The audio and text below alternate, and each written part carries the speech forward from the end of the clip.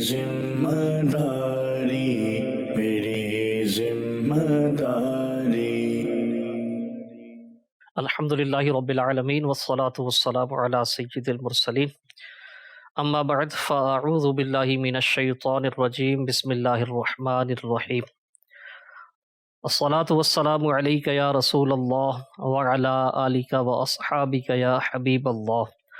الصلاة والسلام علیک یا نبی اللہ وعلی آلک واصحابک یا نور اللہ۔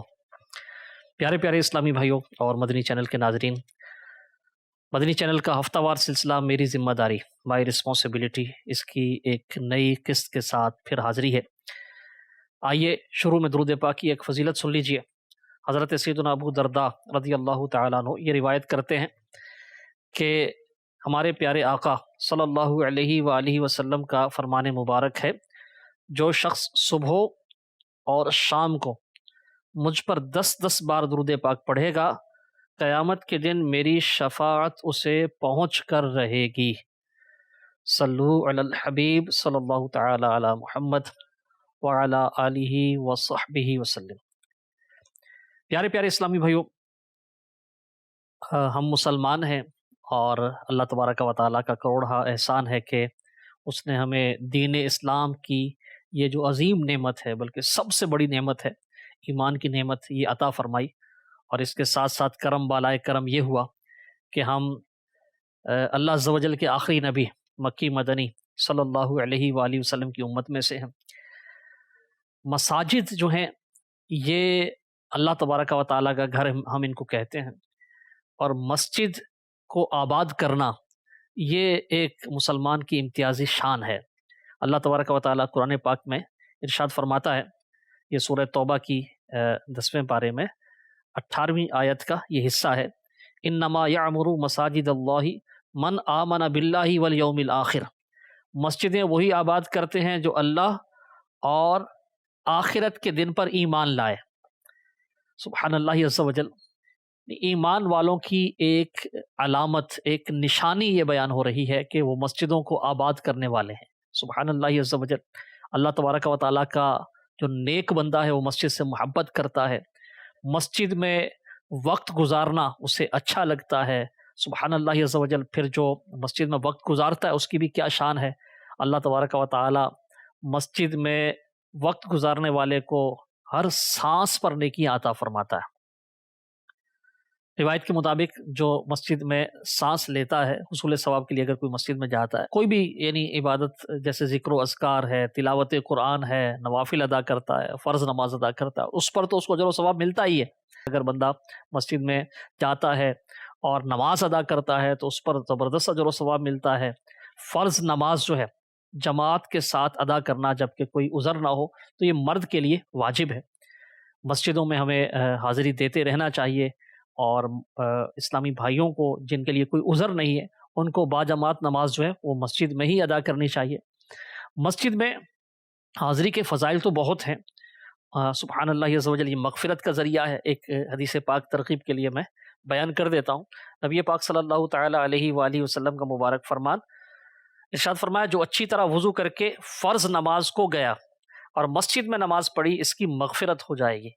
تو سبحان اللہ عز و جل، مسجد میں جا کر نماز پڑھنا، اچھی طرح وضو کر کے جانا اور پھر فرض نماز مسجد میں ادا کرنا، اس کے لیے مغفرت کی بشارت ہے۔ لیکن ظاہر ہے جہاں بھی ہم جائیں، کسی آفس میں جائیں، کسی مارکیٹ میں جائیں، تو وہاں کے کچھ نہ کچھ آداب ہوتے ہیں، کچھ نہ کچھ مینرز ہوتے ہیں۔ تو ہم الحمدللہ عز و جل مسلمان ہیں اور مسجد سے ہمیں محبت کرنی چاہیے۔ مسلمان مردوں کو، اسلامی بھائیوں کو مسجد میں جا کر نماز ادا کرنی ہے، باجماعت نماز ادا کرنی ہے۔ تو مسجد کے آداب کا خیال رکھنا یہ بھی میری ذمہ داری ہے۔ تو آج انشاءاللہ عز و جل اس حوالے سے مجھے کیا کرنا ہے، مسجد کے آداب سیکھنے ہیں اور کس طرح یہ آداب بجا لانے ہیں، انشاءاللہ عز و جل اس پر گفتگو ہوگی۔ آپ ہمارے ساتھ رہیے گا، انشاءاللہ عز و جل بہت کچھ سیکھنے کو ملے گا۔ صلو علی الحبیب صلی اللہ تعالی علی محمد وعلی آلہ وصحبہ وسلم۔ ایک ایمان افروز واقعہ یہ پہلے سن لیجئے مسجد کے ادب کے حوالے سے، کہ رمضان المبارک کے بابرکت مہینے میں بریلی شریف میں، ہند کا جو شہر ہے بریلی شریف، سبحان اللہ عز و جل عاشقان اعلیٰ حضرت اچھی طرح جانتے ہیں، بریلی شریف کے نام سے واقف ہیں۔ بریلی شریف میں رمضان المبارک میں موسلا دھار بارش برس رہی تھی، اوپر سے ایسی سخت سردی تھی کہ لوگ گرم کپڑے پہنے لحافوں میں دب کے بیٹھے تھے سردی سے بچنے کے لیے۔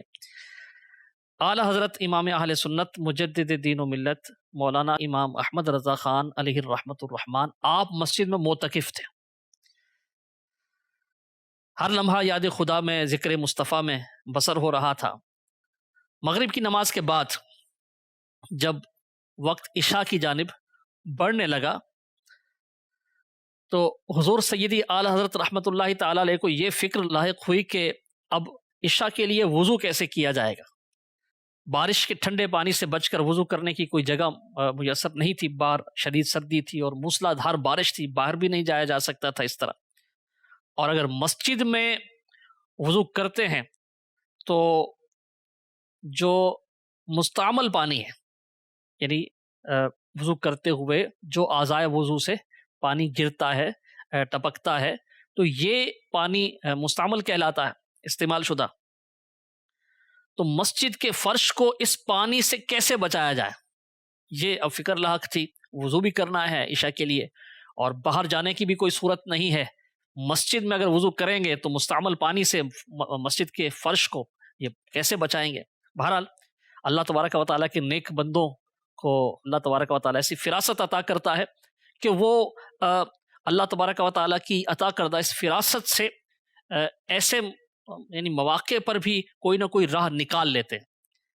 امام اہل سنت اعلیٰ حضرت رحمۃ اللہ تعالیٰ علیہ نے اس مسئلے کا، اس پرابلم کا حل یہ نکالا کہ آپ نے جو آپ کا لحاف تھا وہ لحاف اس کو یعنی تہہ کیا اور تہہ کر کے بچھا لیا، پھر یعنی وہ اتنا موٹا ہو گیا کہ اس پر وضو یعنی کیا گیا، اس وضو کا پانی اسی لحاف میں جذب ہوتا رہا اور پانی کا اثر جو ہے وہ مسجد کے فرش تک نہیں پہنچا۔ اس طرح آپ رحمت اللہ تعالی علیہ نے وضو کیا اور پانی کی ایک چھینٹ بلکہ اس پانی کا اثر تک مسجد کے فرش تک نہیں پہنچنے دیا، آپ کا لحاف گیلا ہو گیا۔ اب آپ نے وہ رات تو سردی میں ٹھٹھرتے ہوئے گزار دی، لیکن مسجد کے ادب کا ایسا لحاظ رکھا کہ جو بھی یہ واقعہ سنتا ہے سبحان اللہ عز و جل وہ مسجد کے ادب کے حوالے سے آپ کی جو سوچ ہے اس پر عش عش کر اٹھتا ہے، سبحان اللہ عز و جل۔ یعنی خود اپنے آپ کو تکلیف میں ڈال لیا، لیکن مسجد کی بے ادبی انہوں نے نہیں کی۔ ہمارے معاشرے میں ایک بہت بڑی تعداد ایسی ہے، مسجدوں میں جب حاضری ہوتی ہے، مدنی چینل کے ناظرین بھی دیکھتے ہوں گے، ایک تعداد ایسی ہوتی ہے جو مسجد کے آداب کا بالکل خیال نہیں کرتی۔ پہلی بات تو یہ ہے کہ ہمیں مسجد کے آداب بجا لانے کے لیے یہ سیکھنا بھی ضروری ہے کہ مسجد کا ادب کیا ہے، مسجد کا ادب کس طرح کیا جائے، اس کی اہمیت۔ یعنی مسجد جو ہے یہ کوئی عام جگہ نہیں ہے، ہم اگر کسی کے گھر جائیں تو وہاں بھی ہمیں صاحب خانہ جو مالک مکان ہیں، جو گھر والے ہیں، ان کی پسند ناپسند کا خیال کرنا پڑتا ہے، اور مسجد تو اللہ تبارک و تعالیٰ کا گھر ہے۔ اللہ تبارک و تعالیٰ نے قرآن پاک میں حضرت سیدنا ابراہیم اور حضرت سیدنا اسماعیل علیہ السلام ان کے حوالے سے ارشاد فرمایا۔ اللہ تبارک و تعالیٰ ارشاد فرماتا سورہ بقرہ کی یہ آیت نمبر 125، وَآحِدْنَا إِلَىٰ إِبْرَاهِيمَ وَإِسْمَاعِيلَ أَن طَاهِرَ بَيْتِي لِلطَّائِفِينَ وَالْعَاكِفِينَ وَالرُّكَّعِ السُّجُودِ، اور ہم نے تاکید فرمائی حضرت ابراہیم اور اسماعیل کو کہ میرا گھر خوب صاف ستھرا رکھو طواف کرنے والوں، اعتکاف کرنے والوں اور رکوع اور سجود کرنے والوں کے لیے۔ اس مبارک آیت کے تحت نور العرفان میں مفتی احمد یار خان نعیمی رحمۃ اللہ تعالی علیہ ارشاد فرماتے ہیں، اس سے معلوم ہوا کہ مسجدوں کو پاک و صاف رکھا جائے، وہاں گندگی اور بدبودار چیز نہ لائی جائے۔ تو پیارے پیارے اسلامی بھائی اور مدنی چینل کے ناظرین، اللہ تبارک و تعالیٰ خود مسجد کا ادب ہمیں سکھا رہا ہے۔ حضرت ابراہیم، حضرت اسماعیل علیہ السلام، ان سے اللہ تبارک و تعالیٰ خطاب فرما رہا ہے، ان کو تاکید اللہ تبارک و تعالیٰ کی طرف سے یہ فرمائی گئی کہ مسجد کو طواف کرنے والوں کے لیے، اعتکاف کرنے والوں کے لیے اور رکوع و سجود کرنے والوں کے لیے، نماز ادا کرنے والوں کے لیے صاف ستھرا رکھا جائے۔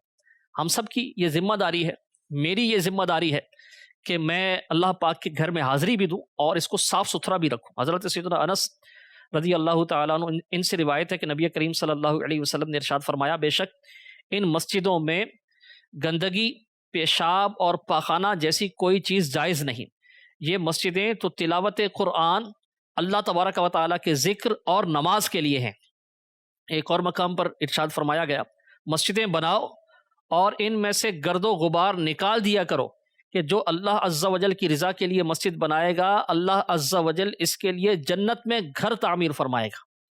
ایک اور مبارک فرمان، ایک شخص نے عرض کی، یا رسول اللہ صلی اللہ علیہ وسلم، کیا مسجدیں گزرگاہوں پر بنائی جائیں؟ ارشاد فرمایا ہاں، اور ان میں سے گرد و غبار صاف کرنا، ارشاد فرمایا، حور عین کا مہر ہے۔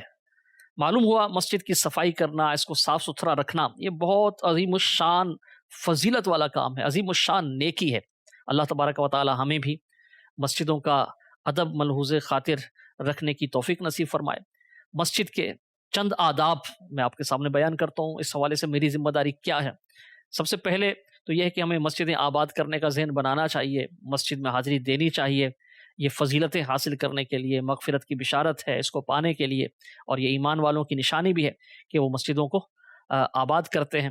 الحمدللہ عز و جل پہلے کے جو مسلمان تھے وہ مسجدوں سے بہت محبت کیا کرتے تھے، اور ایک وقت ایسا تھا کہ لوگ اپنا اکثر وقت مسجد میں گزارتے تھے۔ امام محمد غزالی رحمۃ اللہ تعالی علیہ آپ ارشاد فرماتے ہیں، نیک لوگ فکر آخرت کی وجہ سے مسجدوں میں پڑے رہتے تھے تاکہ جتنا زیادہ ہو سکے اس مختصر ترین زندگی کی مہلت سے فائدہ اٹھا کر آخرت کی ابدی یعنی نہ ختم ہونے والی نعمتیں جمع کر لیں۔ عبادت کرنے والوں کی کثرت کے سبب مسجد کے باہر کھانے پینے کی چیزیں یہ لڑکے فروخت کیا کرتے، یوں کھانے پینے کی اشیاء بھی عبادت گزاروں کو بآسانی دستیاب ہو جاتی۔ کیمیا سعادت میں امام غزالی رحمۃ اللہ تعالی علیہ نے پہلے کے مسلمانوں کا یہ حال بیان کیا ہے کہ ایک تعداد یہ فکر آخرت میں مسجدوں میں اپنا وقت گزارا کرتی تاکہ اس مختصر ترین زندگی میں جتنا زیادہ ہو سکے آخرت کے لیے یعنی ثواب اکٹھا کیا جا سکے۔ سبحان اللہ عز و جل۔ آج ہمارے یہاں ایک بہت بڑی تعداد مسجدوں کی ایسی ہے کہ جہاں نمازی بہت کم ہوتے ہیں، بعض جگہیں تو ایسی بھی ہیں کہ جہاں نمازی آتے ہی نہیں ہیں، پانچوں نمازیں یعنی بہت ساری مساجد ایسی ہیں جہاں باجماعت پانچوں نمازیں نہیں ہو پاتی، بعض جگہیں تو ایسی ہیں جہاں کوئی بھی نماز باجماعت نہیں ہو رہی ہوتی، دور دراز کے علاقوں میں بھی، اور بعض اوقات شہروں میں بھی بعض جگہیں ایسی ہوتی ہیں کہ پورا محلہ مسلمانوں کا ہے، مسلمانوں کی بہت بڑی آبادی ہے، پورا گاؤں مسلمانوں کا ہے، لیکن چند جو مسلمان ہیں وہ بمشکل نماز پڑھنے کے لیے مسجد میں پہنچتے ہیں، اور وہ بھی نماز پڑھنے کے بعد فوری نکلتے ہیں۔ بہت ساری جگہیں ایسی ہیں کہ جہاں 5 وقتہ نماز نہیں ہو رہی ہوتی، بعض جگہیں ایسی بھی ہیں کہ جہاں کوئی نماز بھی باجماعت نہیں ہوتی۔ تو مسجدوں کی آباد کاری جو ہے یہ پہلے کے مسلمانوں کا خاصہ تھا۔ اللہ تبارک و تعالی ہمیں بھی مسجدیں آباد کرنے کی توفیق نصیب فرمائے۔ سب سے پہلے تو یہ ہے کہ ہمیں مسجدوں کو آباد کرنا ہے، اور دوسرا یہ کہ اب مسجدوں میں حاضری دینی ہے تو مسجد کے آداب کا خیال بھی رکھنا ہے۔ چند آداب میں آپ کے سامنے بیان کرنے کی سعادت حاصل کر رہا ہوں۔ مسجد میں کوئی بھی ایسی چیز نہ لے کر جائیں جس کی بدبو ہو، جس کی ناپسندیدہ اسمیل ہو، جیسا کہ کچا لہسن ہے جس تھوم بھی ہم کہتے ہیں، اسی طرح کچی پیاز ہے، یہ کھا کر منہ سے بدبو ختم کیے بغیر، منہ سے بدبو ختم کرنے سے پہلے مسجد میں جانا یہ جائز نہیں۔ یہ صرف لہسن اور کچی پیاز کے لیے نہیں ہے۔ مفتی امجد علی اعظمی رحمۃ اللہ تعالی علیہ بحر شریعت میں فرماتے ہیں کہ یہ حکم ہر اس چیز کا ہے جس میں بو ہو، مولی ہے، کچا گوشت ہے، مٹی کا تیل ہے، دیا سلائی، ماچس کی جو ڈبیا ہوتی ہے اس کو جب ہم جلاتے ہیں تو وہ جو ماچس کی تیلی ہوتی ہے جب اس کو رگڑتے ہیں وہ چنگاری پکڑتی ہے تو اس وقت بھی ایک ناپسندیدہ اسمیل آتی ہے، کچھ ہلکا سا دھواں پیدا ہوتا ہے۔ تو ایسی کوئی بھی چیز جس میں بدبو ہو وہ مسجد میں لے کر جانے کی اجازت نہیں ہے۔ ایسا کوئی شخص ہے کہ جس کے منہ سے بدبو آتی ہے، اس کے لیے بھی حکم ہے کہ وہ منہ کی اچھی طرح صفائی کرے اور اس بدبو کا اثر ختم کر کے مسجد میں حاضری دے۔ اگر منہ میں بدبو باقی رہے تو ایسی صورت میں وہ مسجد میں نہیں آ سکتا۔ کسی کو کوئی زخم ہے ایسا کہ وہ رشتہ ہے اور اس میں زخم سے بدبو آتی ہے، تو ایسے شخص کے لیے بھی مسجد کی حاضری کی اجازت نہیں ہے۔ آج کل کھانے پینے کی خواہش جو ہے وہ بہت زیادہ ہے۔ آپ نے دیکھا ہوگا اپنے گرد و پیش میں، مدنی چینل کے ناظرین نے، کہ محلوں میں بھی، بازاروں میں بھی سب سے زیادہ جو آباد جگہیں ہیں وہ کھانے پینے کی دکانیں ہیں، شاپس ہیں، ہوٹلز ہیں، ریسٹورنٹس ہیں، پھر آج کل فاسٹ فوڈ اور نہ جانے کیا کچھ آ چکا ہے۔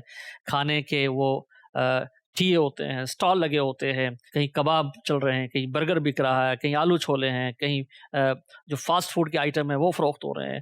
گرمیوں میں آئس کریم اور کلفیاں بیچی جا رہی ہیں، سردیوں میں سوپ اور نہ جانے کیا کچھ۔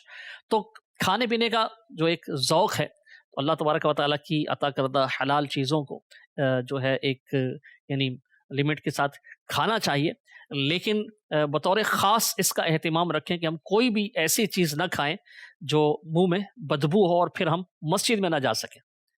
مسجد میں ظاہر جانا تو ہے، تو ہم ایسی چیزیں ہی چھوڑ دیں کہ جس سے منہ میں بدبو جو ہے وہ پیدا ہوتی ہے۔ خدا نہ خواستہ کبھی ایسا ہوا کہ ایسی کوئی چیز کھا لی یا ویسے ہی منہ میں بدبو ہے، تو اس بدبو کو دور کر کے مسجد کی حاضری دینی ہے۔ تو امام اعظم ابو حنیفہ رضی اللہ تعالیٰ عنہ، آپ جب نماز پڑھتے تھے تو آپ انتہائی قیمتی ڈریس پہن کر پھر آپ نماز پڑھتے تھے۔ آپ کا جو لباس تھا اس میں قمیص، امامہ شریف، چادر اور شلوار، اس کی قیمت 1500 درہم تھی اس وقت کے حساب سے، بہت زیادہ قیمتی لباس تھا، اور روزانہ رات کے وقت آپ اس کو پہنتے، اور آپ ارشاد فرمایا کرتے کہ اللہ کے لیے زینت اختیار کرنا لوگوں کے لیے زینت اختیار کرنے سے بہتر ہے۔ یعنی ہم لوگوں کو دکھانے کے لیے اچھا لباس پہنتے ہیں، اپنی شکل و صورت اچھی بناتے ہیں، تو آپ فرماتے ہیں کہ اللہ تبارک و تعالیٰ کے لیے زینت کو اختیار کرنا لوگوں کے لیے زینت اختیار کرنے سے بہتر ہے۔ مسجد میں جب بھی جائیں کوشش کر کے عطر لگا لیا کریں، نماز کے لیے عطر لگا لیا کریں، اس سے انشاءاللہ عز و جل جو ہے یعنی خود بھی خوشبو آئے گی، مسجد میں دیگر نمازی بھی ان کو بھی خوشبو آئے گی، اور فرشتے حاضر ہوتے ہیں وہ بھی یعنی ان تک بھی وہ خوشبو پہنچے گی۔ خوشبو لگانے میں، عطر لگانے میں ایک یہ احتیاط کی جائے کہ بعض عطریات ایسے ہوتے ہیں جن کی خوشبو بہت تیز ہوتی ہے، اور ہو سکتا ہے کہ جس نے لگایا ہے اس کے لیے تو وہ تکلیف کا باعث نہ ہو، اس کو راحت مل رہی ہو، اس کو اچھا لگ رہا ہو، لیکن کئی سینسٹیو طبیعت کے جو لوگ ہوتے ہیں تو ان کے لیے وہ جو تیز خوشبو ہے وہ درد سر کا سبب بھی بن سکتی ہے۔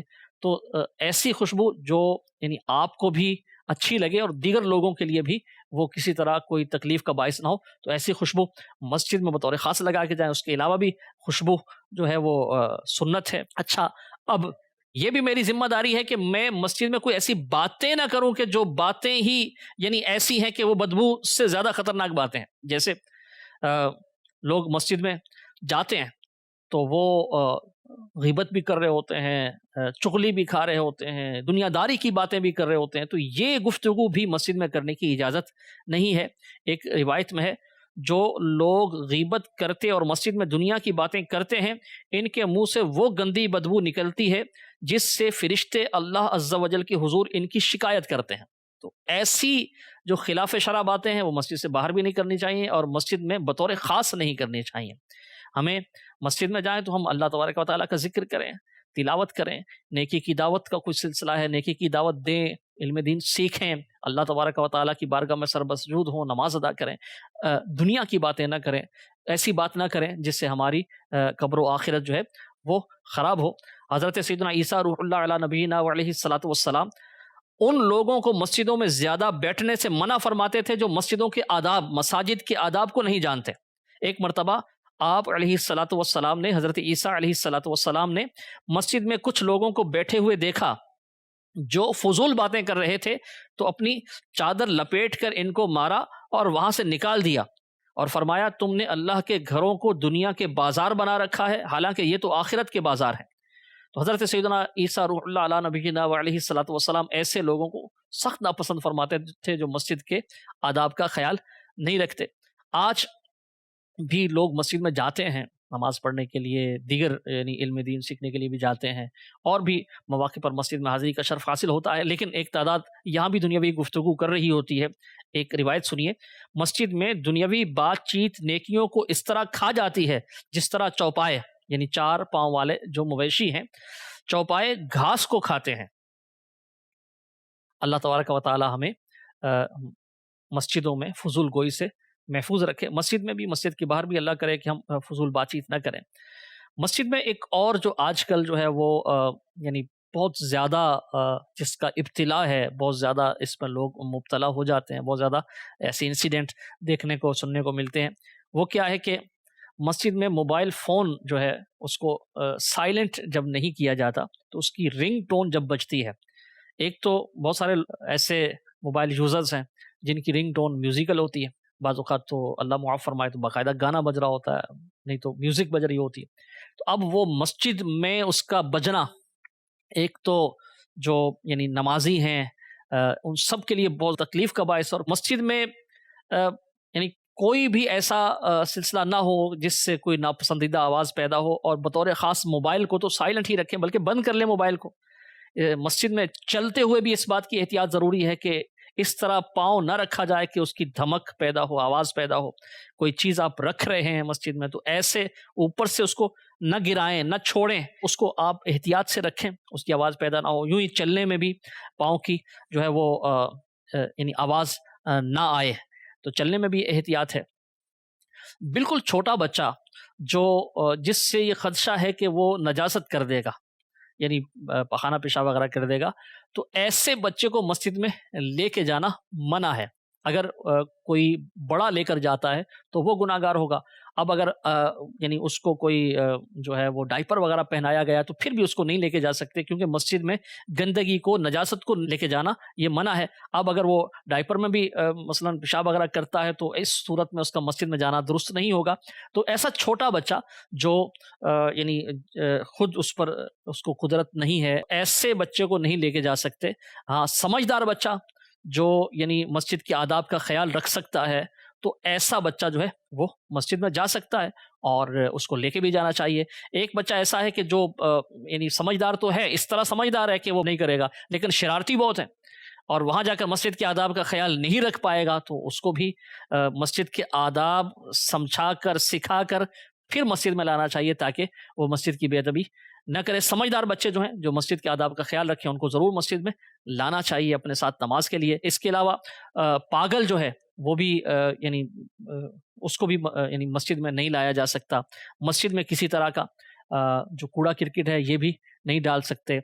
मस्जिद की दरी है, सफ़ है, कालीन है, उसके धागे वगैरह ये भी नहीं नोचने चाहिए। अगर आप कोई यानी किसी को ज़ुकाम वगैरह लगा हुआ है, नज़ला है, फ्लू है, तो उसमें जो नाक से रतूबत वगैरह बहती है उसको भी मस्जिद की दरी वगैरह पर न गिरने दें, मस्जिद के फ़र्श पर न गिरने दें, बल्कि उसको अपने रुमाल पर या अपने कपड़े वगैरह पर ले लें। इसी तरह मस्जिद से जो गर्द गुबार वगैरह निकलता है तो उसको ऐसी जगह ना डाला जाए जहाँ उसकी बेअदबी हो। मस्जिद के वज़ू खाने पर अगर वज़ू आपने किया है तो अपने हाथ वगैरह, अपने पाँव इस तरह खुश्क कर लें कि आपके पाँव की जो के साथ गीलापन है, रतूबत है, पानी के कतरे हैं, वो मस्जिद की सफ़ों पर, मस्जिद के फ़र्श पर न गिरें। मस्जिद में दाखिल होते वक्त जो है वो मस्जिद के आदाब में से है कि दायां कदम हम रखें, जब बाहर निकलें तो बायां कदम बाहर निकले। इसी तरह मस्जिद में दाखिले की एक दुआ है, अल्लाहुम्मा फ़्तह ली अबवाब रहमतिक, ए अल्लाह मेरे लिए अपनी रहमत के दरवाज़े खोल दे। मस्जिद से निकलते हुए अल्लाहुम्मा इन्नी अस्अलुका मिन फ़ज़लिका व रहमतिक, ये दुआएं भी याद कर ली जाएं और ये पढ़ते रहें। मस्जिद में जब भी जाएं कोशिश करके एतिकाफ़ की नियत कर लें, तो इंशाअल्लाह दीगर इबादत के साथ साथ एतिकाफ़ का भी सवाब मिलता रहेगा। तो मेरी ज़िम्मेदारी ये है कि मेरी मस्जिद में जाना ये भी मेरी ज़िम्मेदारी है, और मस्जिद के आदाब का ख्याल रखना ये भी मेरी ज़िम्मेदारी है। मदनी चैनल देखते रहिए, इंशाअल्लाह अज़्ज़ व जल मस्जिद के आदाब के साथ और बहुत कुछ सीखने को मिलेगा। सल्लु अलल हबीब सल्लल्लाहु तआला अला मुहम्मद व अला आलिहि व सहबिहि वसल्लम। मेरी जिम्मेदारी, मेरी जिम्मेदारी।